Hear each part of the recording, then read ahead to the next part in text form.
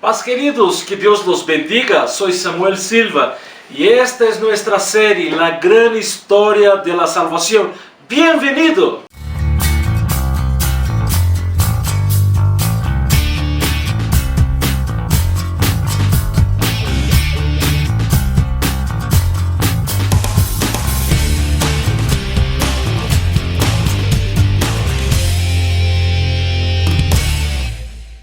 ¡Qué tiempo precioso! Hoy seguimos con la serie de estudios y hoy estaremos estudiando en esa visión panorámica. Estamos haciendo una visión panorámica de la Biblia. Hoy vamos a estar estudiando el reino prometido. ¿Qué tal? Vamos a orar. Vamos a buscar la presencia de Dios para ese tiempo. Señor, en el nombre de Jesús rogamos tu misericordia, tu gracia, tu amor y que tu paz esté sobre nosotros en ese momento. Alumbra nuestro entendimiento para comprender su palabra, para comprender ese momento, para comprender esta gran historia que está apuntando a Cristo, tu Hijo amado, nuestro Salvador Jesucristo. Gracias por ese tiempo, en el nombre de Jesús. Amén. Amén, queridos, qué bendición. Hoy es un día muy especial, ¿por qué?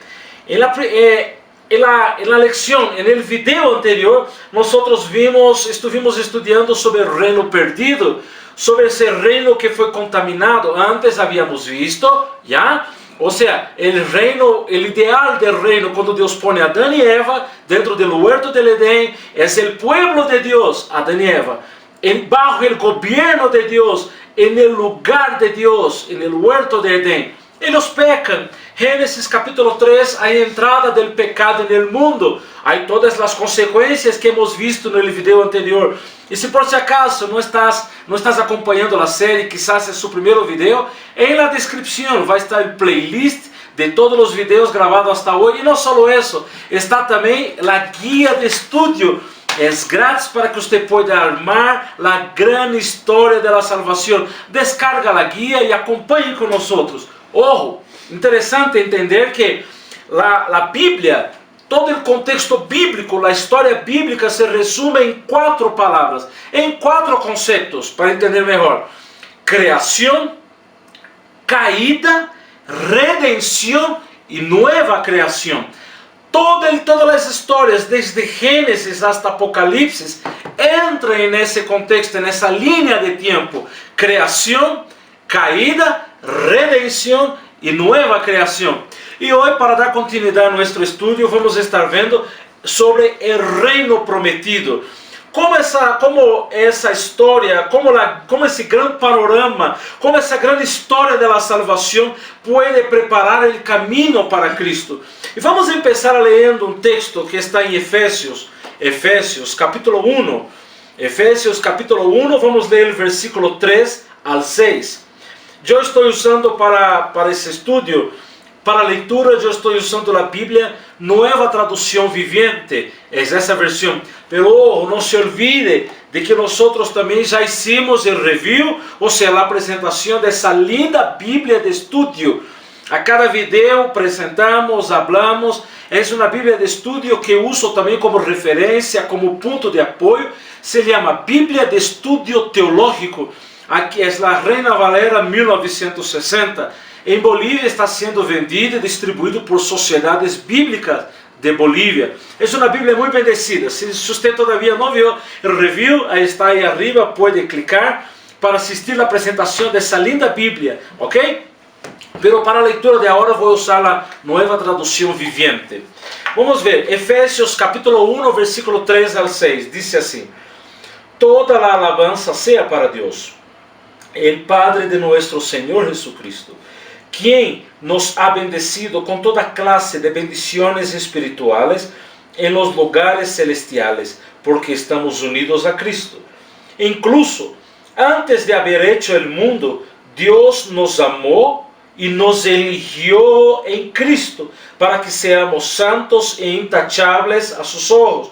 Versículo 5. Dios decidió de antemano adoptarnos como miembros de su familia al acercarnos a sí mismo por medio de Jesucristo. Eso es precisamente lo que Él quería hacer. Él le dio gran gusto hacerlo. Versículo 6. De manera que alabamos a Dios por la abundante gracia que derramó sobre nosotros los que pertenecemos a su Hijo amado. Entonces, Efesios, la lectura que dimos, Efesios capítulo 1, versículo 3 al 6.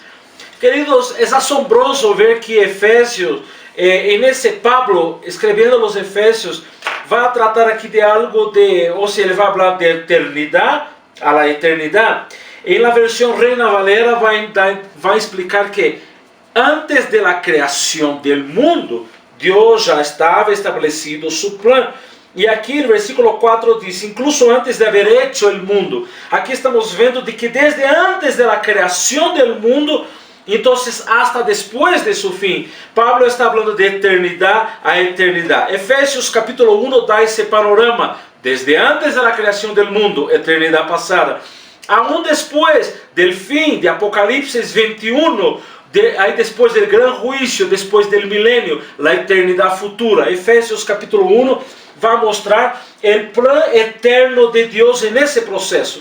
Y ojo, entendiendo que la caída del ser humano en Génesis capítulo 3 no acabó con el plan de Dios. Cuando el hombre y la mujer, la pareja peca y desobedece, no acaba con el plan de Dios. Incluso porque antes de la desobediencia de Adán y Eva, Dios ya había establecido que todas las cosas iban a pasar. Dios ya había decidido poner en marcha una operación de rescate. Ya habíamos hablado en anteriores videos que el pecado de Adán y Eva no agarra a Dios de sorpresa, no, por el contrario, es parte de un gran plan de Dios, incluso de rescatar al ser humano luego después de la caída. Entonces, incluso en el versículo 10, si vamos a ver Efesios capítulo 1, versículo 10, aquí está diciendo que el plan es el siguiente, que a su debido tiempo Dios va a reunir todas las cosas. Mira, Dios va a reunir todas las cosas y pondrá bajo la autoridad de Cristo todas las cosas que están en el cielo y también las que están en la tierra. En otras versiones, la Reina Valera, otras versiones, va a decir que Dios va a reunir en Cristo. Cristo es el centro del universo. Cristo es el centro de la historia. Cristo es el centro, el ápice, el clímax de toda la historia de la salvación, empezando por Génesis hasta Apocalipsis. Pero, por supuesto, aquí hay un misterio. Si Dios sabía que pasaría la maldad, si Dios sabía que Adán y Eva iba a pecar, iba a caer, ¿por qué Dios permitió? Y es interesante que leyendo la Biblia no contesta esa respuesta. Es una pregunta muy interesante. Si Dios sabía que Adán y Eva iba a pecar, ¿por qué Dios no prohibió? ¿Por qué el árbol? ¿Por qué Dios permitió? Entonces, lo único que entendemos por las Escrituras es que Dios tiene el control de todas las cosas. Y es lo que necesitamos saber, queridos. Lo único que necesitamos saber, la razón que Dios tiene un plan, que Dios decidió rescatar el mundo para la alabanza de su gloria. Mira eso, versículo 12 de Efesios 1, Pablo está diciendo que el propósito de Dios, o sea, el porqué de Dios hacer todo eso, fue que nosotros, él está diciendo, los judíos, los que fuimos los primeros en confiar en Cristo, diéramos gloria y alabanza a Dios. Ok, está hablando de los judíos. Pero mira el versículo 14 ahora. Versículo 14, Pablo va a decir lo siguiente: el Espíritu es la garantía. El versículo 13 habla también de los gentiles. Versículo 13 dice que ahora los gentiles, o sea, ahora los gentiles también escucharon la verdad, la buena noticia que Dios los salva. Entonces va a explicar que Dios dio el Espíritu como garantía de la herencia que nos prometió. Y mira cómo termina el versículo 14 de Efesios capítulo 1. Dice así: Dios hizo todo esto para que nosotros le diéramos gloria y alabanza. Este es el propósito. Querido, hacer nosotros felices no fue el motivo principal, aunque por supuesto gozamos del Evangelio y gozamos de felicidad, pero El tema es que Dios hizo todo ese plan desde la eternidad pasada, el rescate, la nueva creación, la redención en Cristo, todo. Dios está planeando el plan de Dios de restaurar todas las cosas. Dios tiene su plan establecido. Hay una historia, está en la guía, yo quiero leer con ustedes. La historia dice así: dos chicos estaban aburridos en un día lluvioso de verano, así que empezaron a jugar con rompecabezas. Lo que nos dice cuán aburrido deberían haber estado. El tiempo pasaba y no avanzaba, hasta que uno de ellos volteó la tapa de la caja para ver la imagen que estaban tratando de formar. Se trataba de un rey de la época medieval rodeado por sus cortesanos. Uno de los chicos exclamó: "Ah, ahora ya sé, el rey va en medio del rompecabezas". Una vez que se dieron cuenta de eso, el rompecabezas se hizo fácil y pudieron terminarlo pronto.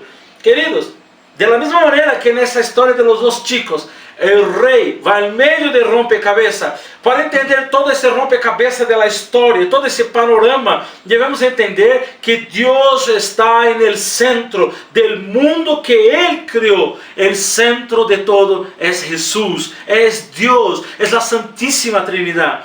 No son los ángeles, no son los seres humanos, no es la obra de la creación de la naturaleza, es el propio Dios, el Señor Jesucristo nuestro Salvador y el Espíritu Santo, la Santísima Trinidad.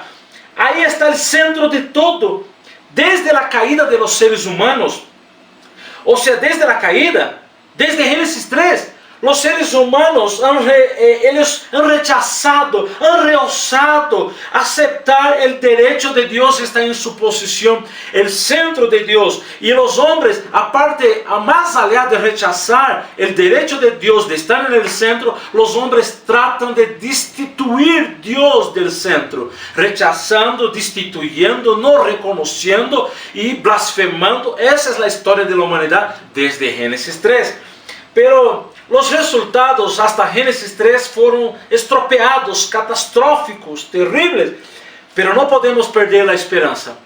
Porque Dios, desde antes de la creación, como ya hablé, había planeado restaurar el mundo mediante el restablecimiento de su reino por medio de su Hijo Jesucristo, para que Él de nuevo sea glorificado. Este es el plan eterno de Dios, restituir el reino después de la caída, para que de nuevo el Hijo de Dios sea glorificado y el nombre del Señor glorificado. Así, cuando el rey está en el centro, todas las cosas volverán a su lugar. Es muy importante entender eso. El plan de salvación de Dios es eterno. Podemos ver desde entonces ahí, y desde la caída hubo oscuros días muy oscuros, muy terribles, y con secuelas inmediatas incluso, con secuelas terribles, como por ejemplo la muerte espiritual. Peor que la muerte física, peor que decir que Adán iba a bajar al polvo, fue la muerte espiritual que fue, ¿cómo podemos decir? Que fue experimentada por la primera pareja. Fue desastroso, fue terrible esa separación de Dios.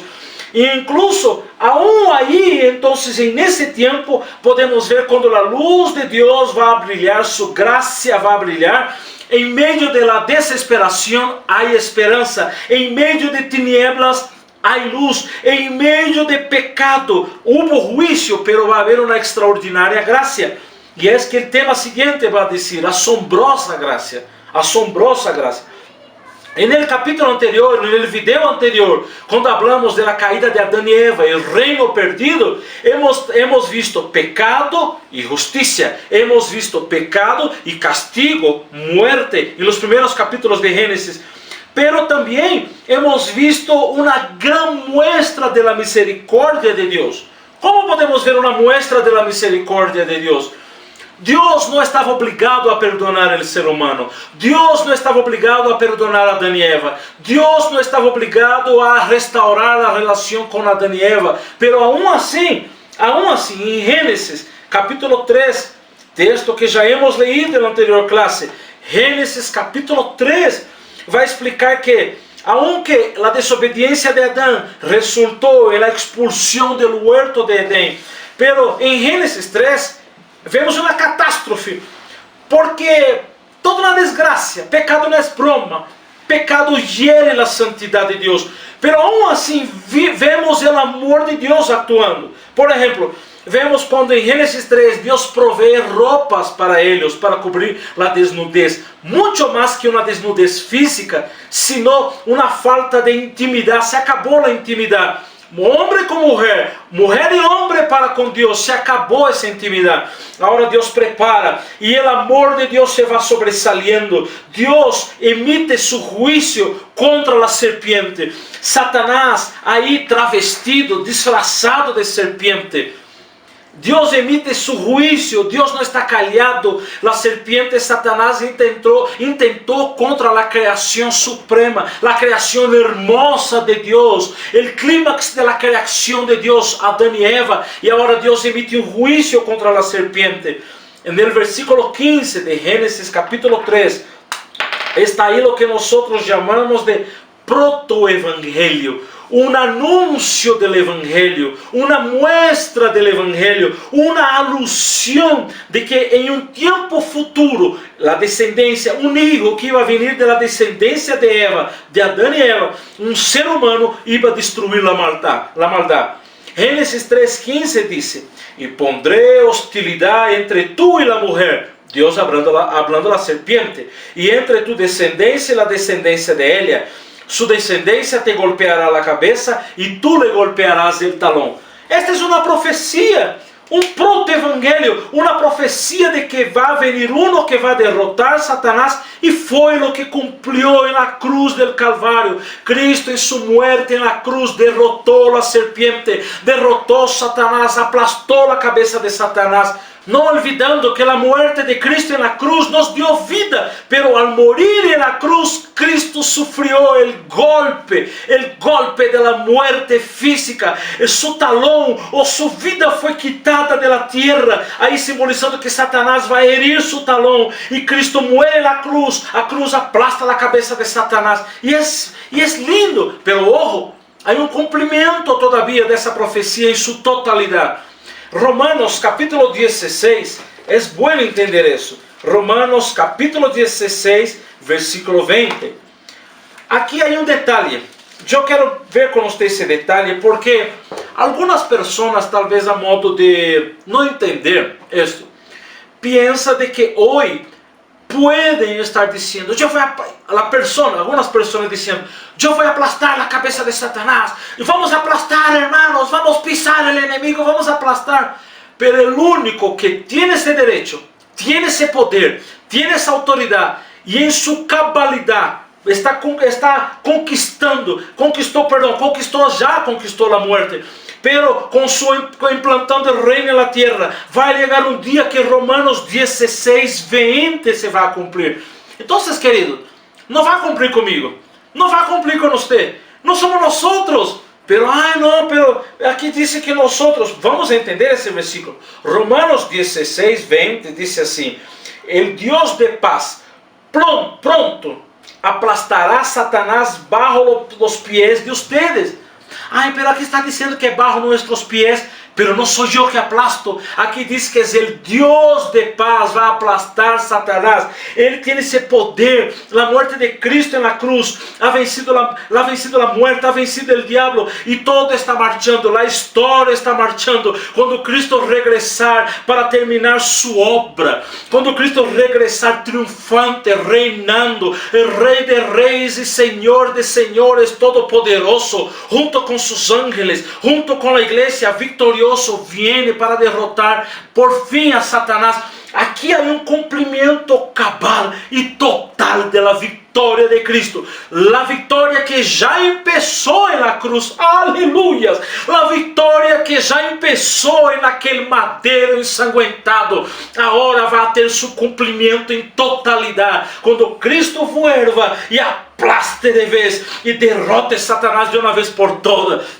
Já não estaremos bajo o domínio, já não estaremos mais bajo a influência, o mundo já não estará sendo governado por essa influência maligna que hoje o Deus deste siglo é Satanás, o príncipe deste siglo, que a gente está seguindo essa corrente, já nunca mais haverá, pero é Deus quem aplasta, não sou eu, nem você. Tranquilo, já? Tranquilo. Barra um pouco essa, para não dizer outra coisa, tranquilo com essa falta de compreensão espiritual. Quizás você está aprendendo agora. Então, barra um pouco esse orgulho. Eu vou aplastar Satanás e pisa, e pisa, e pisa. Não, não. É Deus quem lo hace. E já começou a hacerlo. Aleluia. Aleluia. E quando disse aqui, barro os pés de ustedes, a igreja, não de uma pessoa, não de um pastor, não de um missionário, não de aquela pessoa, não, não, não, de la iglesia. Es la iglesia, la novia, es la novia. Dios por medio de la iglesia y en la iglesia, estando en la iglesia, por medio de la iglesia, Dios está haciendo una obra linda de vencer a Satanás por siempre, por siempre. Aleluya. E seguindo o outro ponto, vamos falar da marca de Caim. Já havíamos visto que a consequência do pecado, vindo o primeiro homicídio, Caim matou a seu irmão Abel, teve que huir, e depois, aún assim, de ser expulso, Deus o expulsou. Deus guardou Caim, poniendo-lhe uma marca.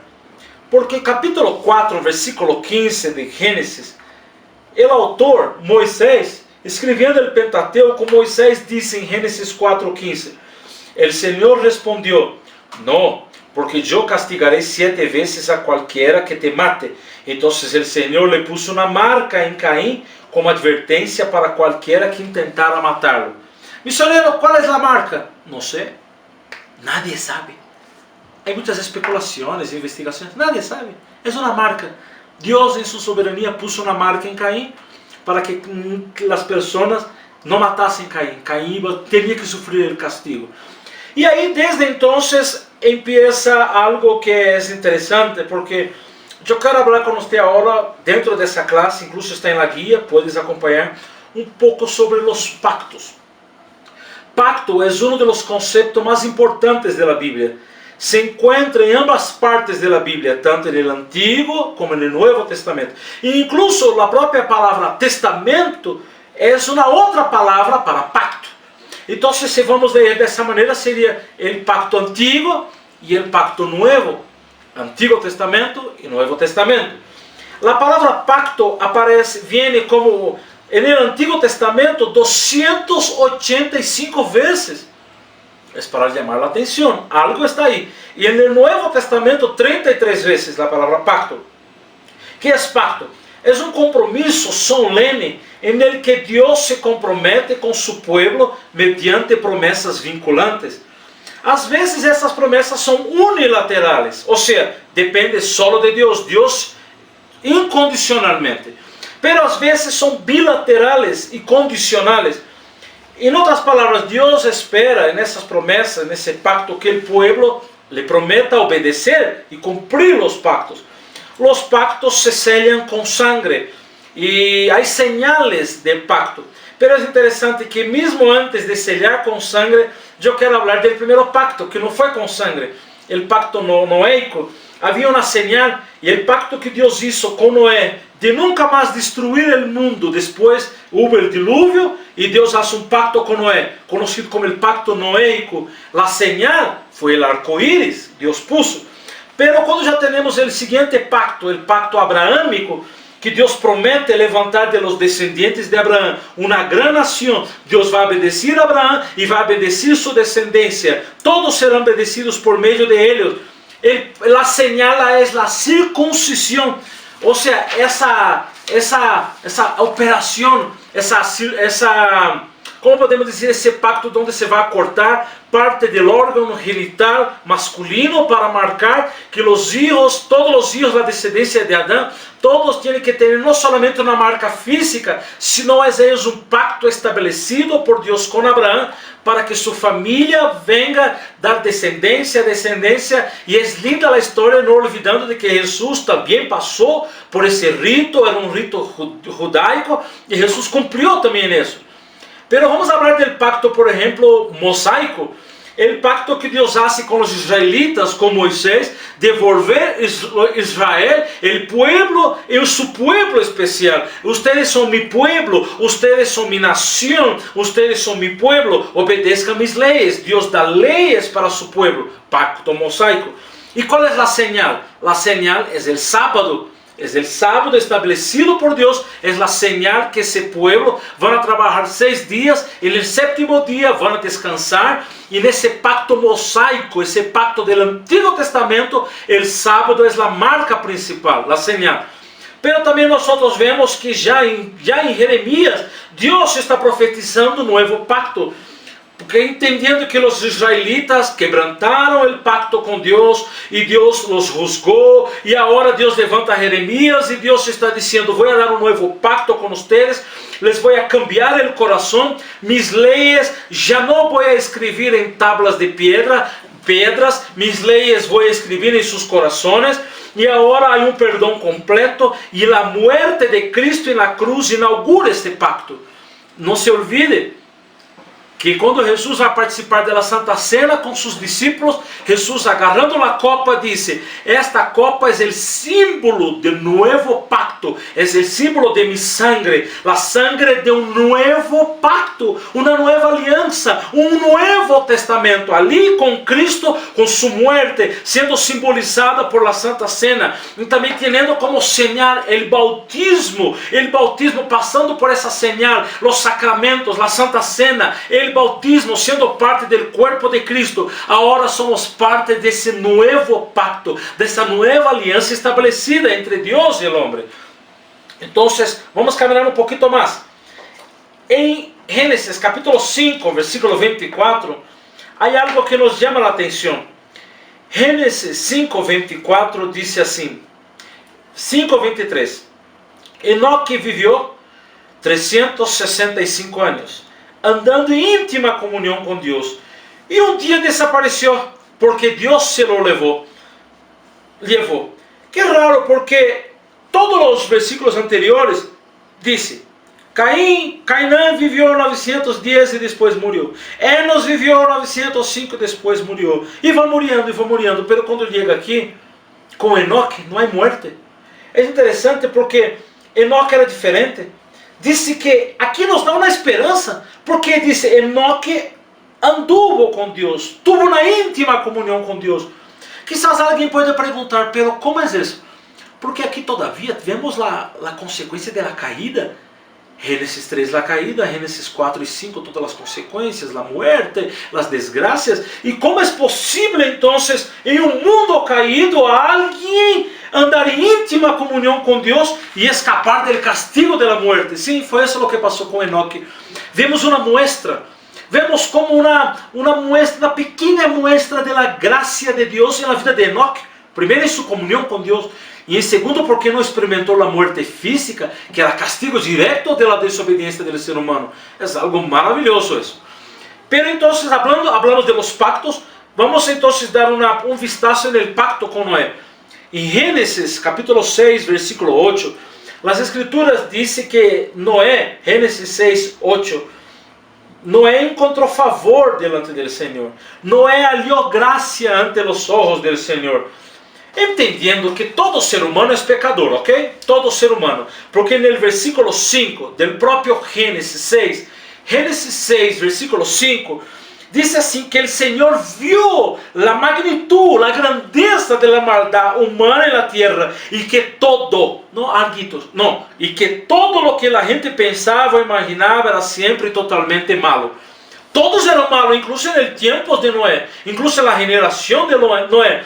Pero aqui Deus escolheu a Noé. Deus escolheu ele e sua família para serem receptores factores de la gracia. Não disse que aqui, por exemplo, a palavra pacto vai aparecer em 6:18. Hay que estar claro.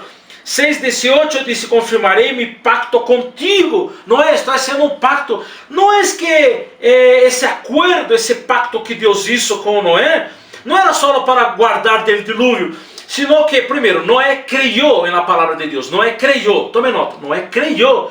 Ele actuou segundo essa palavra. Ele actuou e se salvou. E é interessante que, aun quando o pecado está dominando, Deus elige Noé. Aqui não mostra nada que Noé havia hecho. Aqui não mostra ações favoráveis que hizo com que Deus pudiera mirar a Noé e dizer: de verdade, este merece minha ajuda. Mira, vamos ajudar a Noé, vamos salvá-lo do dilúvio, porque de verdade, esto sim merece. Não, não há nada. Por el contrário, vemos um mundo de maldade, um mundo de desgraça e de golpe. Por la graça, por la misericórdia, uma mirada graciosa, uma mirada favorável, uma misericórdia infinita, não explicada e não compreendida. Deus mira a família de Noé e resuelve derramar sua graça, derramar seu perdão, seu amor, salvando não só do dilúvio, sino fazendo um pacto. E de aí viene sigue a generação com os filhos de Noé, de onde vamos a ter depois a descendência de Jesucristo. Que graça maravilhosa! Não havia nada que Noé pudo haver hecho para merecer essa graça. Era um favor imerecível. Que espetacular! E Deus hace uma promessa também. Aqui o pacto com Noé que Deus está haciendo no capítulo 9. Capítulo 9, versículo 11, Deus está confirmando o pacto com Noé e disse: sim, eu confirmo mi pacto com ustedes. O pacto que hizo com Noé está sendo confirmado. Nunca mais as águas do dilúvio matarão a todas as criaturas vivientes. Esse dilúvio universal que hubo sobre toda a terra, nunca mais haverá. Incluso, há um vídeo que hemos hecho, el reino, el patrón del reino, está en la descripción. Usted puede ver playlist, está ese video de la serie, que mostramos uma demonstração um pouco falando sobre esse tema do dilúvio universal, a criação do mundo. Vale conferir, por favor, vale ver. E Deus está aqui não renovando, mas confirmando o pacto que nunca mais o dilúvio vai destruir a terra. E agora o dilúvio como podemos dizer, o dilúvio foi como haver desecho. A criação de Deus, a criação de Gênesis 1 e 2. O mundo foi desecho, pero agora vem a restauração, aleluia. Uma restauração llena de graça, um novo começo, um novo tempo. Eu quero ler com vocês, incluso um comentário da Bíblia de Estudio Teológico. Eu separei aqui para ler com vocês. Há um ponto dessa Bíblia muito especial. Está ao final, na apresentação que você vai assistir, vai entender isso. Se chama História de la Salvación en el Antiguo Testamento. Preparar el camino para Cristo. E é como um bosquejo de los livros do Antigo Testamento, mostrando profecias, tipologia, simbologia da venida de Cristo. E quando chega o comentário de Gênesis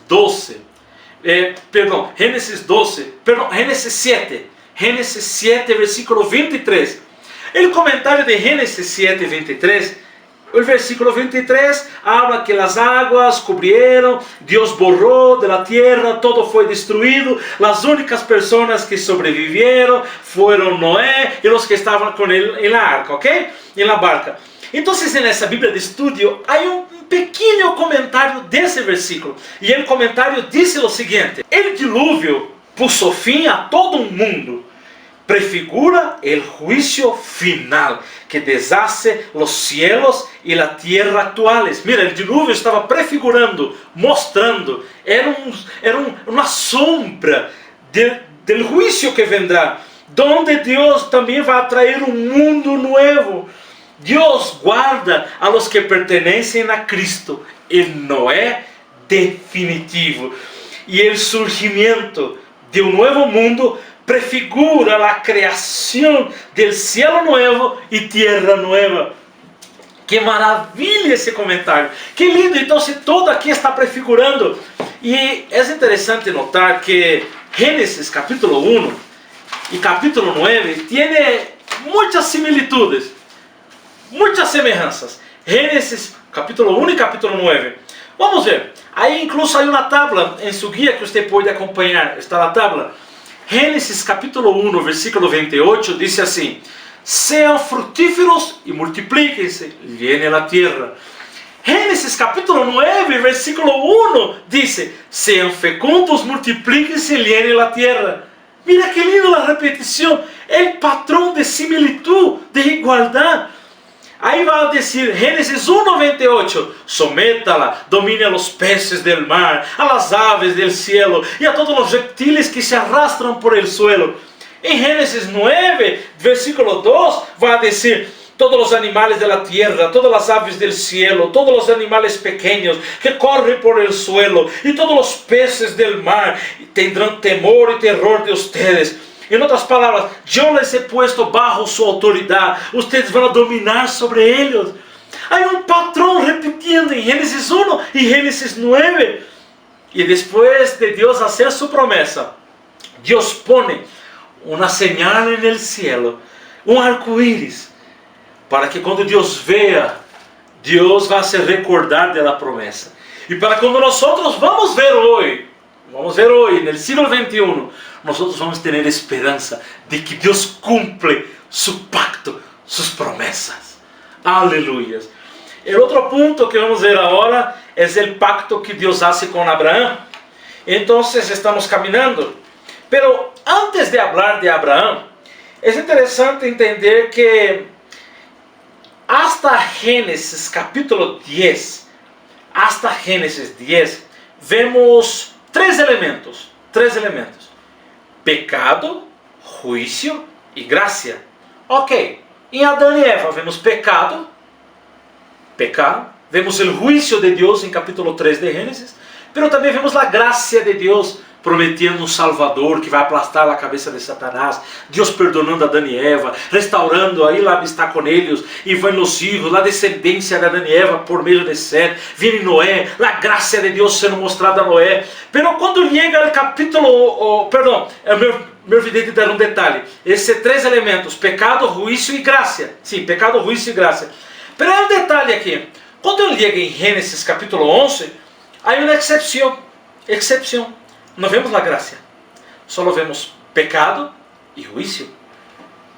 A gente está construindo na torre, está levantando para estar aí, vamos construir uma grande cidade, vamos nos volver famosos, não queremos ser dispersados por todo o mundo. Esse mandato, llenar a terra, frutificar, não, para que isso? Vamos nos quedar aqui. Pero hay un mandato en Génesis 1 y hay un mandato en Génesis 9. Multiplicar, llenar la tierra. No, nos quedamos aquí. Y Dios vino con juicio. Esparció. Dios bajó, esparció en distintos idiomas. Esparció a las personas por el mundo. Acabó con los intentos de ellos. Y entonces cuando no hay señal de gracia, no hay señal de la gracia manifestada en Génesis capítulo 11. Lo que vemos es un juicio siendo dado de manera, un golpe fuerte de juicio. Pero cuando llega a Génesis capítulo 12, es impresionante porque Dios va a llamar un hombre. Una vez, me acuerdo, estaba dando una clase en Cochabamba. Ahora que usted está viendo ese video, yo estoy en el país de Bolivia, estoy grabando ese video. Y déjame ver qué fecha es hoy. Hoy es 12, viernes 12 de junio. Y me acuerdo de estar ministrando esa clase, esos temas en Cochabamba. Y agarré un embudo. Y empecé a mostrar que de toda la humanidad había una promesa que iba a venir uno que iba a aplastar la cabeza de la serpiente. Pero nadie sabía quién era. Pero cuando llega a Génesis capítulo 12, es como si lo que era grande se embudo.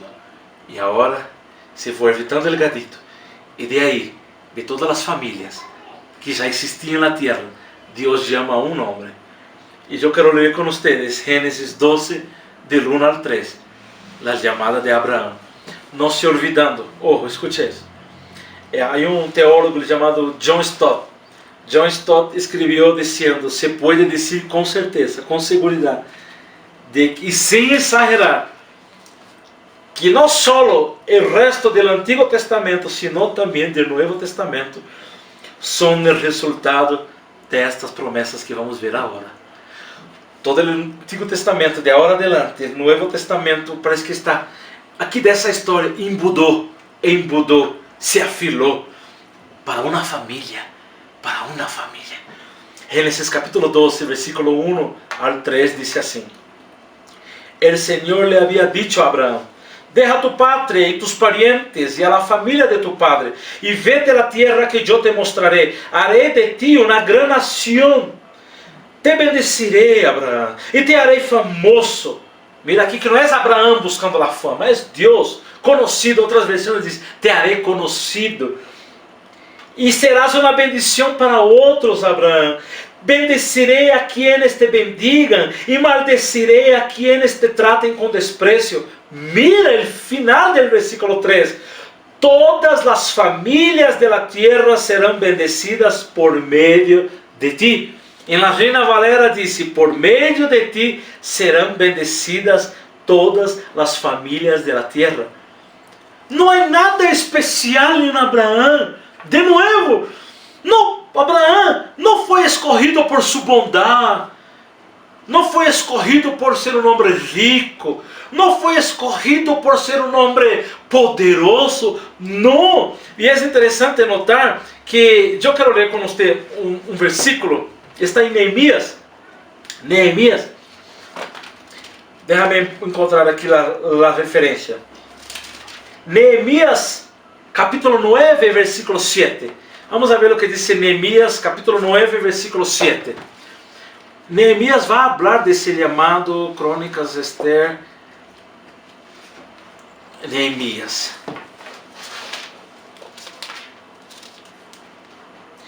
Capítulo 9, versículo 7. Eres el Señor Dios, quien eligió a Abraham y lo sacó de Ur de los Caldeos y le dio un nuevo nombre, Abraham. Aquí dice: eres el Señor quien eligió a Abraham. Eres tú quien eligió. Aquí no dice que Abraham era bueno, era una persona que mereció, que Dios de verdad. E é interessante porque, deixa-me ler com você um comentário que está aqui. Não um comentário, primeiro um versículo. Vamos para Gálatas. Gálatas capítulo 3, versículo 14. Gálatas, Efésios, Filipenses. Gálatas, capítulo 3, versículo 14. Gálatas 3, 14 diz assim: mediante Cristo Jesús, Dios bendijo a los gentiles com a mesma bendição que lhe prometeu a Abraão, a fim de que os creyentes pudiéramos receber por meio da fé ao Espírito Santo prometido. Essa é a nova versão, nova tradução vivente. Pero en ese versículo me gusta porque aqui está dizendo que por meio de Cristo Deus ha bendecido a las personas, Deus ha bendecido a las naciones, Deus ha bendecido a tierra. Foi por meio de Cristo. Foi por meio de Cristo. Pero en la Reina Valera hay una parte interesante que muestra assim. Mira isso, Gálatas 3:14, la Reina Valera diz que para que em Cristo, a nova tradução vivente diz por meio de Cristo, e la Reina Valera diz para que em Cristo a bendição de Abraão alcançasse a los gentiles, a fim de que por la fé recibiésemos a promessa del Espírito. E no versículo 16 diz que foi hecho promessas a la simiente de Abraão, não a las simientes, sino a tu simiente, la cual es Cristo. O autor aqui vai explicar que a simiente de Abraão, que recebeu a promessa, é Cristo, que por meio de Cristo, a descendência direta de Abraão, todas as famílias vão ser bendecidas. Ojo, esse versículo não é para explicar a bendição econômica de Abraão, não. Esse versículo de que em lá tener a fé de Abraão, e como Abraão creyó, e Abraão era amigo de Deus, e agora vamos ser bendecidos, las bendiciones, todas as bendições materiais que perteneciam a Abraão, as promessas, e incluso as bendições materiais. Não é isso. No es eso. Aquí está hablando de la simiente. Gálatas 3, que hemos leído 16, dice de la simiente, que es Cristo. O sea, esa bendición, la descendencia de Abraham. Y de manera directa, de manera específica, aleluya, de manera especial. Una simiente llamada Cristo. Todos aquellos que están en Cristo, todos aquellos que están por medio de Cristo, todos aquellos que creen en Cristo, son bendecidos por Dios con la bendición más grande que puede alcanzar un ser humano. La salvación, el perdón de pecados, huir del juicio de Dios, ser librado del juicio, del castigo eterno, y ahora recibir la misericordia, recibir la gracia de Dios. El comentario, como ya había hablado, la inclusión de las familias, estoy leyendo el comentario de la Biblia de estudio, mira eso, la inclusión aquí de todas las familias de la tierra que van a ser bendecidas, está anticipando a chegada do Evangelho, a salvação de Cristo hasta o último de la tierra. Deus está mostrando, está chamando a Abraão, está dizendo a Abraão: eu te estou eligiendo, eu te estou chamando, não por nada lo que usted hizo, não é uma salvação, não é uma salvação de acordo às obras que eu vou fazer, não é um preconhecimento que, Deus previu que Abraão iba a ser fiel, Deus previu que Abraão iba a obedecer, por isso não, é pura graça, é misericórdia, é amor infinito, inexplicável. Não há como explicar essa tão grande graça. Não há nada que Abraão hizo e nada de que Abraão poderia ser para ser mais amado, para ser mais agraciado. Nada. É um amor estabelecido por Deus e ponto. Que espetacular entender isso. Estamos caminhando para o final, pero antes eu estou surpreso com essa compreensão que podemos ver um Deus actuando por pura graça. Lo que eu hago não hace com que Deus me ame mais. Ele já me amou, Ele já me ama. Eu não hice nada para Ele me amar. Eu não hice nada. E não é nada que eu pueda fazer para Ele me amar aún mais. Ayunos, orações, diezmos, não. Eso son ejercicios espirituales. Ayunar es un ejercicio espiritual. Fortalece mi fe, fortalece mi comunión con Dios. Pero su amor por mí no cambia, es inmutable. Dios sigue me amando hasta el fin. Amor hasta el fin, hasta el fin. Y entonces vemos aquí que, para concluir, hay tres elementos, ¿ok? En esa llamada de Abraham. El primer elemento es un pueblo. Los descendientes de Abraham se van a convertir en un gran pueblo. Va a ser el pueblo de Dios, ¿ok? Y más tarde, esto vamos a ver en Génesis 17, versículo 7, Dios va a decir eso. Génesis 17, 7, Dios dice a Abraham: yo confirmaré mi pacto contigo. Mira el pacto.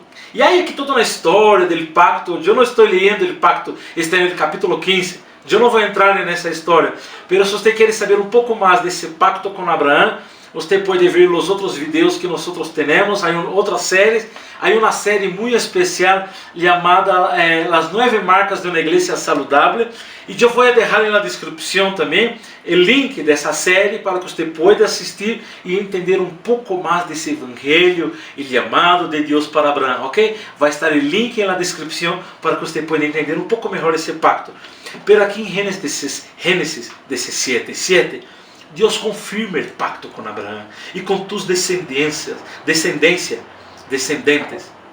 depois de ti, de geração em geração. Este é o pacto, Abraão. Eu hago um pacto eterno. Eu vou ser tu Deus e o Deus de tus descendientes.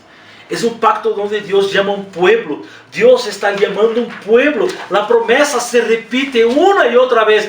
Eu serei su Deus e ustedes serão mi pueblo. E aí um segundo elemento, que é o elemento da terra. A Abraão se le ordena salir de su tierra, sale de su tierra Abraham, le voy a dar una tierra prometida, Canaán. Y ahí en Génesis 17 mismo, pero ahora el versículo 8, Dios está mostrando a Abraham el tema de la tierra. Dice, yo voy a dar a ti y a tus descendientes toda la tierra. Toda la tierra. El segundo elemento es la tierra. Dios va a establecer una tierra. Estamos viendo un reino siendo prometido aquí, una muestra. Algo que Dios está trayendo a la restauración de nuevo. Y el tercer elemento, vamos a ver la bendición de Dios sobre esas personas. Vamos a ver que la maldición de la caída en Génesis 3 afectó a todas las personas, pero ahora la maldición de la caída es reemplazada por la bendición de la salvación prometida a Abraham. Desde el inicio el plan de Dios es bendecir a las personas y incluye a las naciones. Y ahora viene ese pacto, Dios trae un señal, la señal de la circuncisión. Y Dios va haciendo esa marca, estableciendo con su pueblo. Y para concluir, ese reino prometido, el pacto con Abraham, es una promesa del reino de Dios. En la que el pueblo de Dios, o sea, toda la descendencia de Abraham, en el lugar de Dios, la tierra prometida. Y bajo el gobierno de Dios van a disfrutar de bendición. Dios está restaurando el pueblo de Dios bajo el gobierno de Dios en la tierra de Dios que Dios prometió. Es una promesa que va a revertir los efectos de la caída. Y Abraham, la Biblia dice que Abraham creyó en Dios. Abraham creyó en Dios. Y el Señor reconoció a Abraham como justo. Dios no aceptó a Abraham por su bondad, sino por la fe y sus promesas. La fe en sus promesas. Este siempre ha sido el camino para la salvación de los pecadores. Queridos, nunca merecemos ser parte de la familia de Dios hoy. Nunca merecemos. Aunque quizás no somos una descendencia directa de Abraham, y vamos a ver eso en los próximos capítulos, como esa promesa por medio de Cristo va a llegar hacia nosotros de manera directa. El descendiente de Abraham, Jesucristo, la salvación llega a nosotros. Pero no merecemos ser parte de esa familia. No hay nada en nosotros que nos haga merecer. Nada. Una vez, nunca me voy a olvidar de eso. Havia uma frase que eu estava anunciando uma série de prédicas e havia essa frase dizendo que Deus, a prédica da palavra, serve para exaltar a Cristo, serve para mostrar a graça e humilhar ao pecador. É de um teólogo essa palavra. E Simeão, algo assim, Simeão, parece que o nome desse teólogo era Simeão. E me acordo de que quando eu comentei isso, uma pessoa disse, pero como vas a predicar para humilhar ao pecador? Nadie quer ser humilhado. E quando, parece que Charles Simeão, tenho aqui comigo, está aqui, tenho essa frase. E quando me acordo que causou algo estranho, assim, algo raro, aqui está a frase. Esse livro é muito bueno, a predicação expositiva de David Helm. E aí essa frase que disse assim, humilhar ao pecador, exaltar ao Salvador e promover a santidade. Esse teólogo aqui está, Charles Simeão, um teólogo britânico, um teólogo que viveu na Inglaterra. Então, quando ele diz que o propósito da prédica é humilhar ao pecador. E quando disse isso, não disse por maldade. Não é que os predicadores são orgulhosos e vão humilhar as pessoas, não. Pero a prédica da palavra, mostrar enseñanças como essa, humilha nosso egocentrismo, nossa autossuficiência de que merecemos, vivimos lo que Deus nos dá porque merecemos. É como se Deus fosse obrigado a nos salvar. Não é nada disso. E nunca me olvidei desse muchacho. Ele se puso desesperado quando habla que a enseñança bíblica humilha ao pecador. E humilha esse orgulho do pecador. Nossa única esperança, querida, é confiar em Cristo. Nós hoje, igual que Abraão em Gênesis capítulo 12, nesse reino que Deus está prometendo, que vai ser uma descendência bendecida, vai restaurar as coisas. Como vamos a ver no seguinte capítulo, o evangelho foi predicado primeiro a Abraão. Sabe aquilo que me chamou a atenção? Porque lendo esse versículo, Abraão foi quem por primeira vez escutou o evangelho. Ah, não, o evangelho é coisa do Novo Testamento. Eu te invito a ver um vídeo desta série que estamos dando agora. Esse vídeo que está aí como título, El Evangelho no Antigo Testamento. Creio que é o primeiro vídeo que hicimos da série. E você vai entender como o Antigo Testamento mostra a maravilhosa graça e o Evangelho sendo predicado. Mira comigo agora Gálatas. Estamos em Gálatas, não? Gálatas, capítulo 3. E aqui está dizendo de Abraão, mediante, amado Deus, aqui, Deus ha dado essa promessa a Abraão e a seu filho, e não a seus filhos, mas bem a seu filho, e este se refere a Cristo. Mira Gálatas 3:8, Gálatas 3:8, diz assim, es más, las Escrituras previeron este tiempo, en el que Dios haría justo a sus ojos a los gentiles, por causa de su fe. É assustador o que vou ler agora, isso me chamou a atenção. Deus anunciou essa boa notícia a Abraão há tempo. Quando habla de boa notícia, entendemos que é o Evangelho. Deus anunciou essa boa notícia há tempo, quando Deus lhe disse: todas as nações serão bendecidas por meio de ti. Quando Deus hace a promessa a Abraão, Deus está dizendo: eu te vou bendecir. E aqui o texto está dizendo que Deus anunciou uma boa notícia a Abraão. O evangelho sendo mostrado a Abraão, foi prometido, foi proclamado a Abraão. E se cumpre, vamos ver parte, para a próxima classe, parcialmente essa história, essa redenção parcial. O próximo tema é o reino parcial, ok? Sendo cumprido em Israel. Por isso que esse mesmo evangelho se cumpre totalmente em Cristo Jesus. E agora Abraão e a los que todas as nações confiam em Jesus são o pueblo de Deus. Agora podemos esperar, desfrutar dessa plenitude da salvação, da bendição, não na terra, não aqui, não em um lugar físico, não em uma cidade construída, a cidade de Deus, aqui em Bolívia ou em outro lugar, não, sino no cielo, na Nova Jerusalém, quando a terra vai ser transformada, todo vai ser cambiado, vemos a glória de Deus sendo manifiesta. Que espetacular! O reino prometido, Deus estabelecendo coisas, mostrando e como vai ser prometendo desde Gênesis capítulo 3, versículo 15, Noé, o pacto com Noé, o pacto com Abraão, o chamado de Abraão. E agora, o que vai passar? Será que a nação que sale de Abraão realmente vai cumprir as promessas de Deus?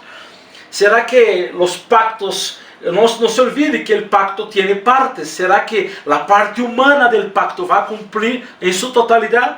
Será que a descendência de Abraão, que vem, Isaac, Jacob, as 12 tribos, será que vão ser parte? Será que vão cumprir? Será que vão mostrar de verdade como é esse reino? Ou vamos ver só uma parte desse reino em seu cumprimento? Esse é para a próxima classe. Não se olvide. Temos ao final de nosso estudo algumas perguntas e questionário. E vamos ver a próxima classe, o reino parcial. Como as promessas a Abraão se cumprem de modo parcial ou total na história de Israel. Não perda nosso próximo vídeo. Que Deus nos bendiga. Esta é a grande história da salvação. Oremos, queridos. Padre, te damos graças por esse tempo, por a oportunidade de haver estudado sua palavra, de haver esquadrinhado sua palavra. Graças por tão grande salvação. Graças por mostrar, ó Deus, focos de luz, de tu graça, de tu misericórdia a tus servos. Graças por esse tema que hemos estudado hoje, o reino prometido. Seja tu bendição sobre cada um de mis hermanos e mis hermanas. Graças, ó Padre, em nome de Jesus. Queridos, que bendição. Esta foi nosso vídeo da série La Gran História da Salvação, apontando o caminho para Cristo. Hoje hemos estudado sobre o reino prometido. Não deixe de seguir nós na série. Estamos também no Facebook, no Instagram. Vou deixar o link aí, os links na descrição, para também ver os outros vídeos que hemos gravado já dessa série. Que Deus nos bendiga. Eu sou Samuel Silva, falando desde Bolívia, Paz del Señor. Bendiciones.